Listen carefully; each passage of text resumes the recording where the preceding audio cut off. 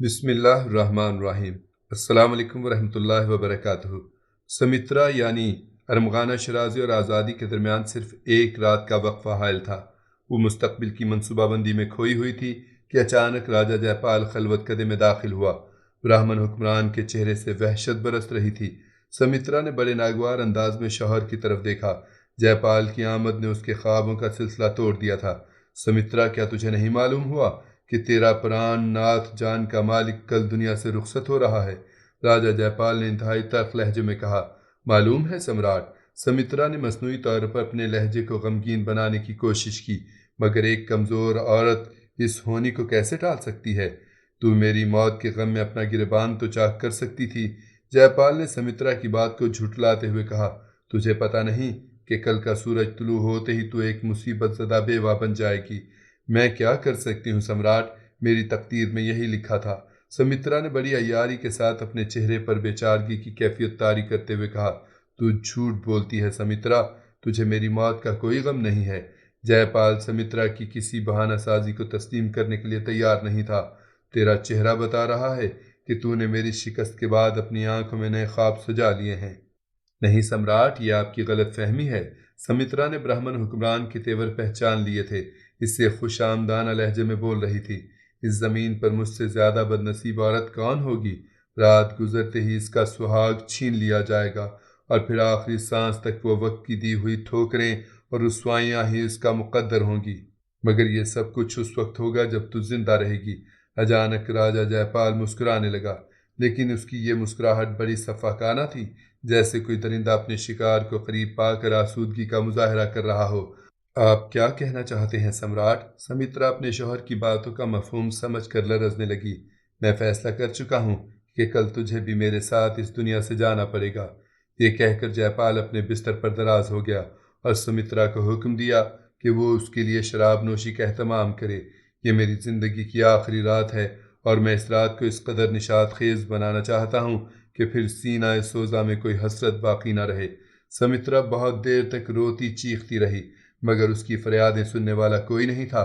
آخر اسے ایک فرما روا کے حکم پر عمل کرنا پڑا کہ اس کے سوا کوئی چارہ نہیں تھا۔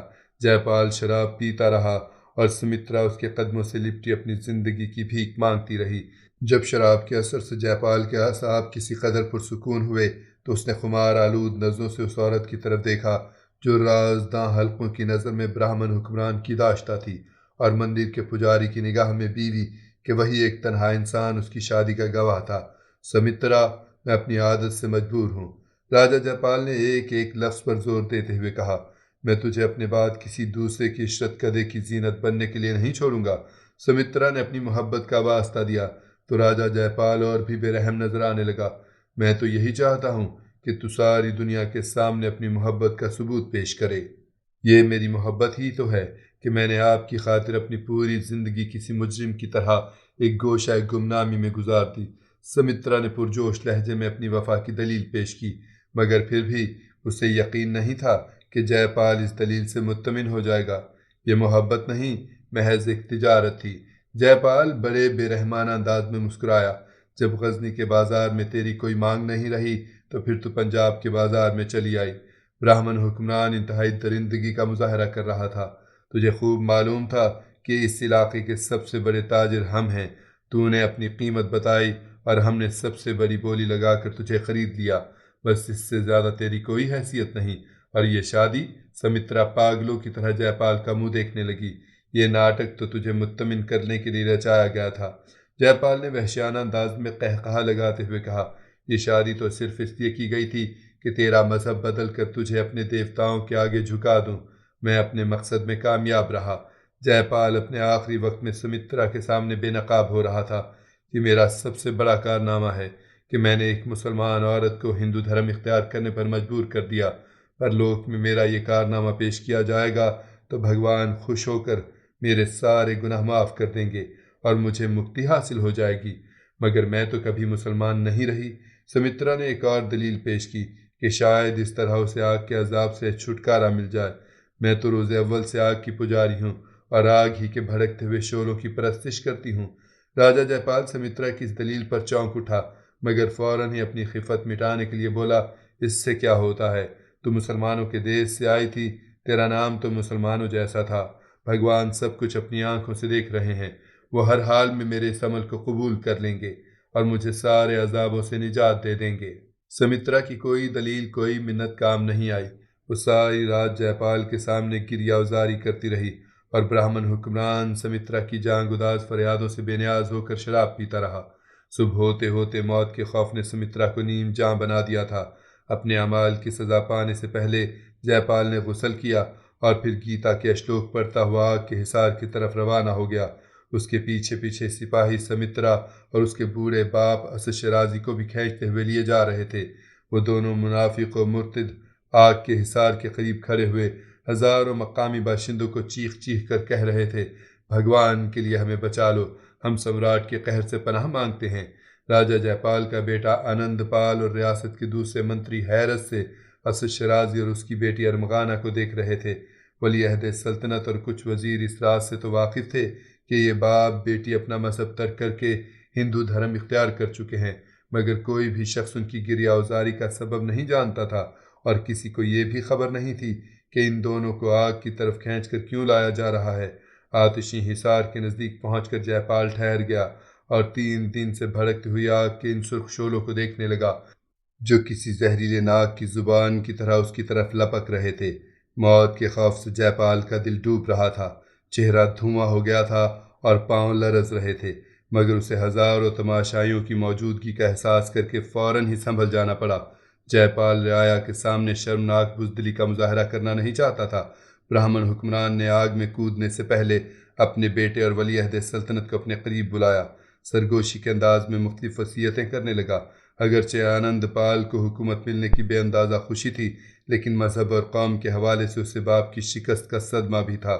سمراٹ، میں آپ کے بعد محمود کو طے شدہ خراج ادا نہیں کروں گا، آنند پال نے غضبناک لہجے میں کہا۔ اگر میں آپ کا بیٹا ہوں تو اس شکست کا قرض زیادہ دن تک اپنے کندھوں پر نہیں رہنے دوں گا۔ بہت جلد کسی محاذ پر اس سے میرا مقابلہ ہوگا اور آپ سورگ میں رہ کر اپنی آنکھوں سے یہ منظر دیکھیں گے کہ میں نے محمود سے آپ کی ذلت اور بربادی کا انتقام لے لیا ہے۔ نہیں میرے بیٹے، جے پال نے شکستہ لہجے میں کہا، تیرے جذبوں کا یہ ابال راجنیتی کے اصولوں کی خلاف ورزی ہے۔ بے شک تجھے تمام عمر حالت انتقام میں زندہ رہنا ہوگا، مگر اس طرح کہ کسی پر تیرے دل کا راز نہ کھل سکے۔ جے پال مرتے مرتے بیٹے کو عیاری کا آخری سبق سکھا رہا تھا۔ تو محمود کو نہیں جانتا آنند پال، میں نے اسے 2 بار میدان جنگ میں دیکھا ہے، وہ ایک خونخوار بھیڑیا ہے۔ اگر تجھ سے یہ حماقت سرزد ہو گئی تو ایک دن وہ تیرا بھی خون پی جائے گا۔ جے پال کے دل میں غزنی کے سلطان کے لیے شدید نفرت پوشیدہ تھی۔ اسے پابندی سے خراج ادا کرتے رہنا اور ساتھ ہی ساتھ اطاعت و فرمانبرداری کا دم بھی بھرتے رہنا، اگر ضرورت محسوس ہو تو قدموں پر بھی جھک جانا، لیکن موقع ملتے ہی اس کی پشت میں خنجر اتار دینا کہ وہ سامنے کی جنگ میں کسی سے شکست نہیں کھائے گا، بس اسے پیچھے ہی سے ہلاک کیا جا سکتا ہے۔ تو محمود کا قریبی دوست بننے کی کوشش کرنا، جب وہ تیری دوستی پر اعتبار کرنے لگے تو اسے فریب دے کر موت کے حلقے تک کھینچ لانا اور پھر اسے اسی طرح آگ میں جلانا جیسے میں جل رہا ہوں۔ یہ کہتے کہتے جے پال کی آنکھوں میں آنسو آ گئے، اور اگر تو اسے آگ میں نہ جلا سکے تو کم از کم اپنے آپ پر میری شکست کا انتقام فرض کر لینا۔ ایسا ہی ہوگا سمراٹ، آنند پال نے اپنا سر باپ کے قدموں میں رکھ دیا۔ شاباش میرے بیٹے، جے پال نے لرزتی ہوئی آواز میں کہا، وقت بہت کم ہے، اس لیے میری باتیں غور سے سن۔ میں تجھے کیا بتاؤں کہ محمود نے مجھے کس کس انداز سے ذلیل کیا، ایسی رسوائی تو کسی حکمران کے حصے میں نہیں آئی ہوگی۔ اتنا کہہ کر جے پال نے اپنی داغدار پیشانی کی طرف اشارہ کیا اور اس تحریری غلامی کی تفصیل بتائی جو محمود نے غزنی میں برہمن حکمران سے لکھوائی تھی۔ اس انکشاف پر آنند پال کے دل و دماغ وساکھ کی طرح جل اٹھے جو راجہ جے پال کو سزا دینے کے لیے بھڑکائی جا رہی تھی۔ دیوتاؤں کی قسم، میں اسے ایک دن اسی آگ کی خوراک بناؤں گا، آنند پال نے ایک بار پھر باپ کے پاؤں چھوتے ہوئے کہا۔ بیٹے، طاقت کے نشے نے مجھے اندھا کر دیا تھا۔ جے پال نے اپنے سینے پر ہاتھ رکھ کر ایک آہ صد کھینچی۔ کاش میں صبر و ہوش سے کام لیتا اور محمود کو دوسرے ہتھیاروں سے زیر کر سکتا۔ سمراٹ، آخر آپ کیا کہنا چاہتے ہیں؟ آنند پال نے سوالیہ نظروں سے باپ کی طرف دیکھا۔ میں نے 2 بار لاکھوں سپاہیوں کی طاقت پر بھروسہ کیا، مگر ایک مرتبہ بھی عورت اور دولت کی طاقت کو نہیں آزمایا۔ جے پال نے کف افسوس ملتے ہوئے کہا، محمود اور اس کے ساتھی کوہساروں کے رہنے والے ہیں، دولت کے وہ ذخیرے حاصل نہیں جو ہندوستان کی زرخیز زمین سے قدم قدم پر پھوٹتے رہتے ہیں۔ پنجاب کا حکمران اپنے آخری وقت میں بیٹے کو سیاست کا ایک نیا سبق پڑھا رہا تھا۔ دولت کے یہ ذخیرے محمود اور اس کے سپاہیوں کو عیش و عشرت میں مبتلا کر کے بزدل اور ناتواں بنا سکتے ہیں۔ اس کے علاوہ ہمارے دشمن رقص و موسیقی کی لذتوں سے بھی ناآشنا ہیں۔ اگر ایک بار ان کی خلوتوں میں حسن بے حجاب داخل ہو گیا اور غزنی کے محلات میں چنگ و رباب کی کیف آور صدائیں گونجنے لگیں تو مسلمانوں کے لو دیتے ہوئے سینے راکھ کی طرح سرد ہو جائیں گے اور تابناک اور شرر خیز شمشیروں کو دنیا پرستی کا زنگ کھا جائے گا۔